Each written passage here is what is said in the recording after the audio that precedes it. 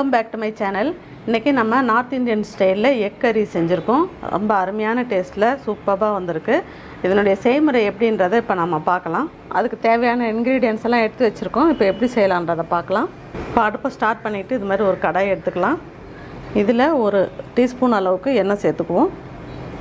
எண்ணெய் காஞ்சதுக்கப்புறம் இதில் ஒரு ½ டீஸ்பூன் மஞ்சள் தூள் சேர்த்துக்கலாம். ஒரு டீஸ்பூன் அளவுக்கு மிளகாய் தூள் சேர்த்துக்கலாம். சேர்த்துட்டு இது ரெண்டையும் நல்லா மிக்ஸ் பண்ணிக்குவோம். இதுலேயே 4 வேக வச்ச முட்டையை இதில் சேர்த்துக்கலாம். நம்ம ப்ளெயினாக அப்படியே சேர்க்காத இது மாதிரி கொஞ்சம் வறுத்துட்டு சேர்த்தோம்னா டேஸ்ட் ரொம்ப நல்லாயிருக்கும். லைட்டாக ரோஸ்ட் பண்ணி எடுத்துக்கிட்டால் போதும். இப்போ இதை எடுத்துடலாம்.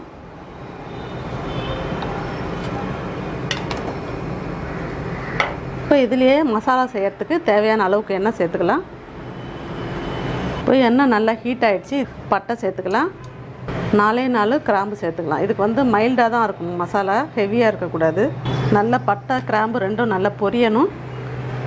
அதுக்கப்புறம் ஒரு பெரிய வெங்காயம் பொடியாக கட் பண்ணதை இதில் சேர்த்துக்கலாம்.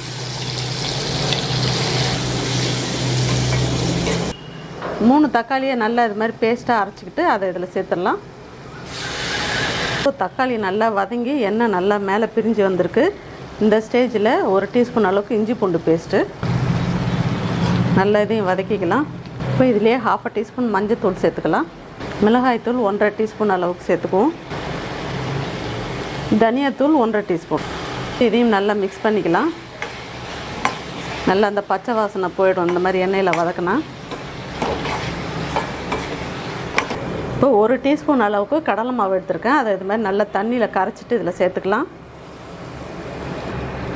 இந்த எக் கறிக்கு இந்த கடலை மாவு தான் முக்கியமான இன்க்ரீடியன்ஸு. நல்ல டேஸ்ட்டாக இருக்கும். கொஞ்சம் திக்னஸ் ஜாஸ்தியாக இருக்கும். நல்லா இது மாதிரி மிக்ஸ் பண்ணிக்கலாம். இது எல்லாம் நல்லா வதக்கிட்டோம். இதில் தேவையான அளவுக்கு உப்பு சேர்த்துக்கலாம்.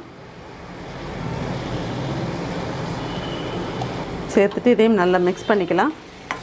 இப்போ இதில் தேவையான அளவுக்கு ஹாட் வாட்டர் சேர்த்துக்கலாம்.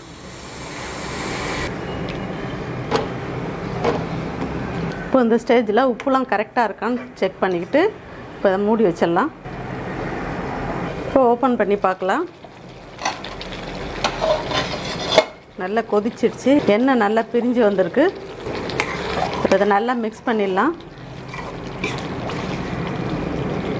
இப்போது ஒரு டீஸ்பூன் அளவுக்கு கசூரி மேத்தி எடுத்திருக்கேன். அதை நல்லா கையில் க்ரஷ் பண்ணிவிட்டு இதில் சேர்த்துக்கலாம். நல்லா ஃப்ளேவர் ரொம்ப அருமையாக இருக்கும்.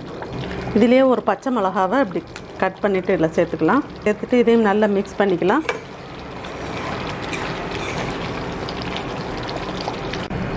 வறுத்து வச்சுருக்கிற முட்டையை இந்த மசாலாவில் சேர்த்துடலாம்.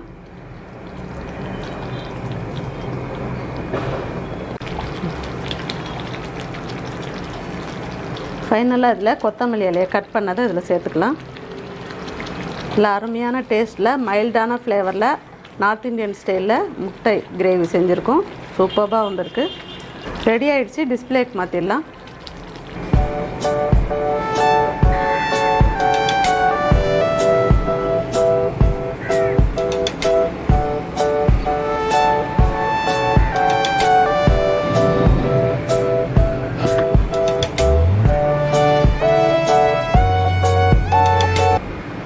அருமையான டேஸ்ட்டில் நார்த் இந்தியன் ஸ்டைலில் எக் கறி செஞ்சுருக்கோம். எல்லா வகையான டிஃபன் வகைகளுக்கும், வெரைட்டி ரைஸ்க்கு, தயிர் சாதத்துக்கு எல்லாத்துக்குமே ரொம்ப ஆப்டான அந்த ரெசிபியை நீங்களும் உங்கள் வீட்டில் செஞ்சு பாருங்கள். ரொம்பவே அருமையாக வரும். உங்களுக்கு இந்த ரெசிபி பிடிச்சிருந்ததுன்னா லைக் பண்ணுங்கள், ஷேர் பண்ணுங்கள், கமெண்ட்ஸ் பண்ணுங்கள். ஃபஸ்ட் டைம் சேனலை பார்க்குறவங்களா இருந்தால் சேனலை மறக்காமல் சப்ஸ்கிரைப் பண்ணுங்கள். தேங்க்யூ.